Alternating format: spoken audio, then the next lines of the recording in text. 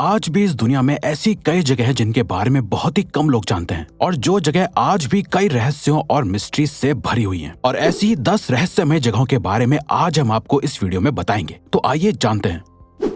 Fairy circles, Namibia. रेगिस्तान का नाम सुनते ही आपके दिमाग में रेत यानी कि सैंड की इमेज आ जाती होगी, लेकिन दोस्तों फेयरी सर्कल्स सिर्फ नामीबिया के रेगिस्तान में पाए जाते हैं। दोस्तों अफ्रीका के नामीबिया में एक बहुत बड़ा रेगिस्तान है जिसे नामीबिया डेजर्ट के नाम से जाना जाता है। नामीबिया रेगिस्तान दुनिया के बाकी रेगिस्तान से थोड़ा अलग है क्योंकि नामीबिया रेगिस्तान में अनगिनत सर्कल्स पाए जाते हैं जो कुछ इस तरह से दिखाई देते हैं। इन्हीं सर्कल्स को फेयरी सर्कल्स का नाम दिया गया है। ये फेयरी सर्कल्स 1100 माइल्स की जमीन पर फैले हुए हैं। इन सर्कल्स का डायमीटर 7 से 49 फीट तक का पाया गया है। इन सर्कल्स की सबसे हैरान करने वाली बात यह है कि इन सर्कल्स के सर्कमफेरेंस यानी चारों तरफ पर घास उगी हुई होती है। इन सर्कल्स के बनने पर बहुत से डाउट्स रहे हैं। कुछ लोगों का मानना है कि ये शायद टर्माइट्स की वजह से बन गए हैं या फिर नेचुरली ही घास सर्कुलर मोशन में उग गई है। वैसे अगर आप गौर से देखेंगे तो आपको रेगिस्तान का ये सरफेस चांद के सरफेस की तरह लग रहा है।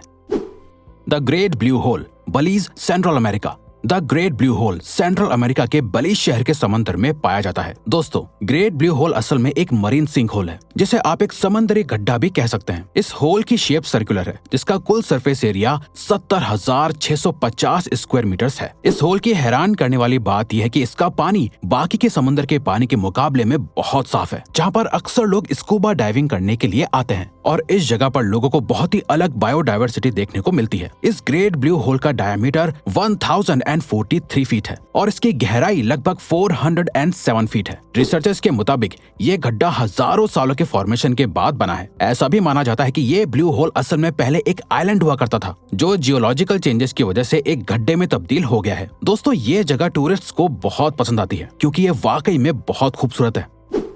मोरिकी बोल्डर्स, न्यूजीलैंड। दोस्तों ये जो बड़े बड़े पत्थर आपको नजर आ रहे हैं इन्हीं को मोरिकी बोल्डर्स कहा जाता है। ये बोल्डर्स न्यूजीलैंड के कोकोहे बीच पर पाए जाते हैं। आर्कियोलॉजिस्ट्स के मुताबिक ये पत्थर लगभग 6.5 करोड़ साल पुराने हैं। हर एक बोल्डर का वजन लगभग 1 टन के बराबर है और एक बोल्डर की ऊंचाई लगभग 2 मीटर की है और डायामीटर भी 2 मीटर का ही है। माओरी के पुराने लोगों के मुताबिक ये बोल्डर्स असल में किसी टूटे हुए शिप के टुकड़े हैं जो समंदर में तैर तैर के बीच के किनारे पर पहुंच गए हैं। ये बोल्डर्स ऊपर से ग्रे कलर के नजर आते हैं लेकिन ये अंदर से और भी ज्यादा रहस्यमय लगते हैं। अगर आप किसी टूटे हुए बोल्डर को देखेंगे तो आपको पता चलेगा कि ये अंदर से रेडिश हैं, जो वाकई हैरान करने वाली बात है। खैर दोस्तों हर साल लाखों लोग स्पेशली इन बोल्डर्स को देखने के लिए कोकोहे बीच पर जाते हैं। ये बोल्डर्स टूरिस्ट को बहुत अट्रैक्ट करते हैं। Plain of Jars, Laos. दोस्तों प्लेन ऑफ जार्स लाओस के शियांग खावेंग का एक मेगालिथिक आर्कियोलॉजिकल लैंडस्केप है। प्लेन ऑफ जार्स पर एक ही जगह पर हजारों पत्थरों के जार्स फैले हुए हैं। ये जार्स असल में आयरन एज के माने जाते हैं, जिस हिसाब से ये जार्स आज से लगभग 1500 से 2000 साल पुराने हैं। इन जार्स की हाइट 3 फीट से लेकर 10 फीट तक की है और वजन लगभग 10 टन का है। आपको जानकर हैरानी होगी कि इन जार्स को लोगों का अंतिम संस्कार करने के लिए इस्तेमाल किया जाता था ताकि उनकी बॉडी अच्छे से डिकम्पोज हो जाए। इन जार्स की शेप सर्कुलर और रेक्टेंगुलर है। इन जार्स के साथ साथ डिस्क जैसे स्टोन्स भी लाओस में पाए जाते हैं जो असल में इन जार्स को ढकने का काम करते हैं। इसके अलावा इन जार्स के बारे में एक और कहानी बहुत मशहूर है। लाओस के लोगों के मुताबिक एंशियंट टाइम के राजा हर जंग को जीतने के बाद अपनी जीत का जश्न मनाने के लिए इन जार्स के अंदर वाइन को स्टोर करते थे। टूरिस्ट लाओस के इन प्लेन ऑफ जार्स को देखना बहुत पसंद करते हैं। दोस्तों साइंटिस्ट इन प्लेन ऑफ जार्स को आयरन एज सिविलाइजेशन का बहुत बड़ा और इम्पोर्टेंट एविडेंस मानते हैं।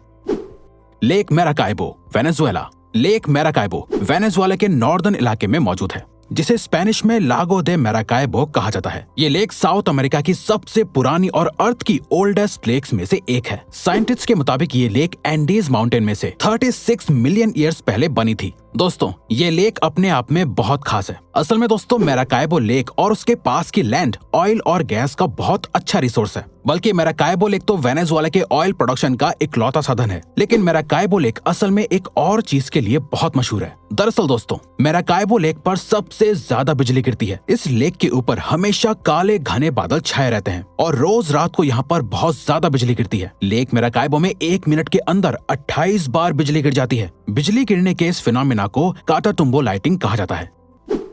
सलार दे यूनी, बोलिविया। सलार दे यूनी असल में बोलिविया का एक बड़ा नमक का मैदान है। ये चिली के बॉर्डर के पास लोकेटेड है। सलार दे यूनी लगभग 10,000 स्क्वायर किलोमीटर्स में फैला हुआ है। जो इस दुनिया का सबसे बड़ा नमक का मैदान है। ये नमक का मैदान असल में बहुत पुरानी लेक्स के फॉर्मेशन से हुआ है, जो लगभग 40,000 साल पुरानी थी। लेकिन वक्त के साथ साथ ये लेक्स इवेपोरेट हो गई और सिर्फ नमक का मैदान रह गया। यूएस जियोलॉजिकल सर्वे के मुताबिक सलार दे यूनी में सॉल्ट के साथ साथ लिथियम भी बहुत ज्यादा मात्रा में पाया जाता है। सलार दे यूनी को दुनिया का सबसे बड़ा मिरर भी कहा जाता है, क्योंकि जब आप इसे देखेंगे तो इस मैदान में आपकी रिफ्लेक्शन एकदम साफ दिखाई देगी। इस मैदान में खड़े होने पर लगता है कि जैसे आप आसमान पर खड़े हैं। आपको बता दें कि सलार दे यूनी बोलिविया की सबसे मशहूर टूरिस्ट डेस्टिनेशन है।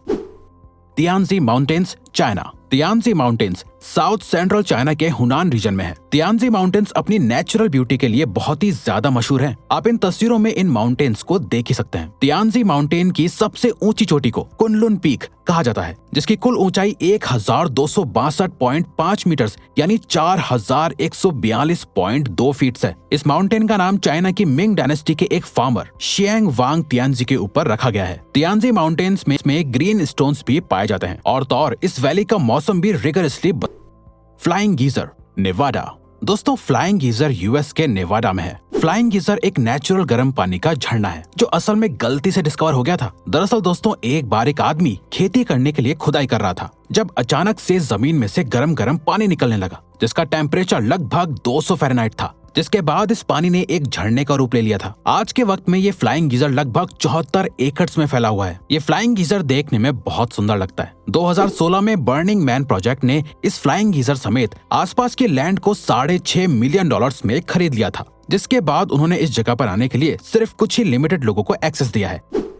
Dragon blood tree, Yemen. आपने इंसान और जानवरों के शरीर में से तो अक्सर खून निकलते हुए देखा होगा, लेकिन क्या आपने किसी ऐसे पेड़ के बारे में सुना है जिसके अंदर से खून निकलता है? दरअसल दोस्तों, यमन देश के सोकोट्रा आइलैंड में ड्रैगन ब्लड नाम का पेड़ है, जिसके अंदर से वाकई में खून निकलता है। इस पेड़ को सोकोट्रा ड्रैगन ट्री भी कहते हैं। इस पेड़ की शेप किसी अम्ब्रेला की तरह होती है। असल में इस पेड़ के अंदर से लाल रंग का एक रस निकलता है, जिसे लोग खून बोलते हैं। वैसे इस लाल रंग के रस से इंसान के खून में बनने वाली बहुत सी बीमारियां दूर होती हैं। इसके अलावा इस रस का इस्तेमाल लोबान वाले आइटम बनाने के लिए भी किया जाता है। दोस्तों, इस रहस्यमय पेड़ को देखने के लिए हर साल लाखों लोग यमन जाते हैं।